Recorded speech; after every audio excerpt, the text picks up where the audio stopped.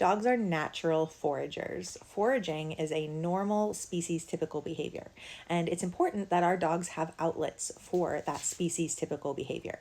But at the same time, when they engage in that behavior on our walks, they may run into things that are inedible or they make edible but are dangerous for them.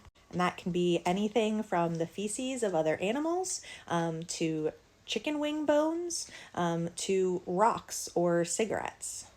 In my client population, where I specialize in working with dysregulated dogs, they are often doing this at a level that is frantic and incredibly focused. And often the function behind this behavior for them is to try to cope with stress, to try to cope with the overwhelm of being on the walk and in this environment in the first place. And identifying the function of that behavior is important because there can be many functions behind the same behavior. So in my client population, the function is stress relief. In another situation, you may have a dog foraging, say, for poop because of malabsorption issues. They may not be getting appropriate nutrients or absorbing nutrients properly, and so instinctively are trying to eat poop to make up for that. I'm dealing with that with one of my dogs right now. You could also have a dog who scavenges for poop because they like poop. They think it tastes good. They think it's fun. And so identifying the function behind the behavior is really, really important. And that might impact in different ways the way that we address the behavior to make sure that our dog's needs are being met while still keeping them physically safe.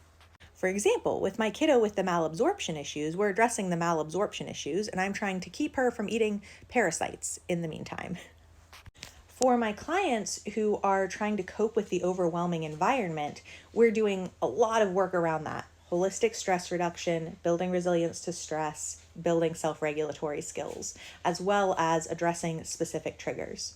But one of the things that can be really helpful for these dogs is to have a way to request the opportunity to forage.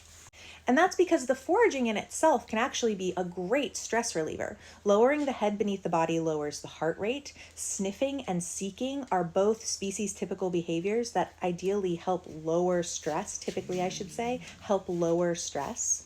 We just need my clients to do that for things that are actually edible and safe for them to eat and not somebody's discarded hot wings. And so what we do in this situation is we teach the dog that they can perform a specific behavior and that the result of that will be a scatter feed, not just a treat, but a scattering of multiple treats on the ground for them to practice the foraging behavior for.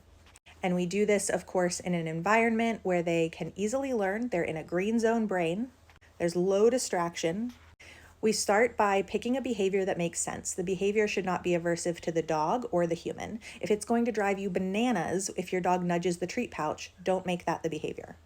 If your dog is concerned about human hands, we may not want to ask them to touch your hand in order to get this outlet. It should also be something that can be usable in the real life context. So if I'm on a walk with my dog, I may not want this behavior to be something stationary. I may not want to ask them to do a sit or a down. Not only because we might want to keep moving on the walk, but also because those might be rather vulnerable positions if they're already worried about being outside. So a common one is to boop the treat pouch, to boop our leg, to flip our hand. And you want to teach the behavior first. So the behavior can be something that they already know and are really fluent with. Or if you don't have a behavior that works for that context, you can teach the behavior by itself and get that really fluent first. And then you just pair the two things. So the dog does the behavior, you do a scatter feed. The dog does the behavior, you do the scatter feed. And then you do that in more and more contexts. You generalize that behavior. And then you're on the lookout for that.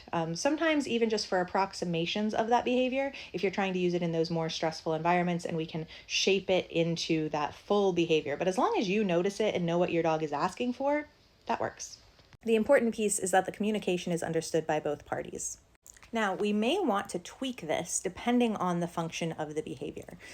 So for example, if the issue is less related to stress and arousal, it's not an underlying physical health issue, my dog just really prefers the taste of, let's say, cat feces, then I may want to try finding something that is higher value and teaching my dog that when they spot cat poo, they should check in with me, almost like a tattle training, to get that higher value item.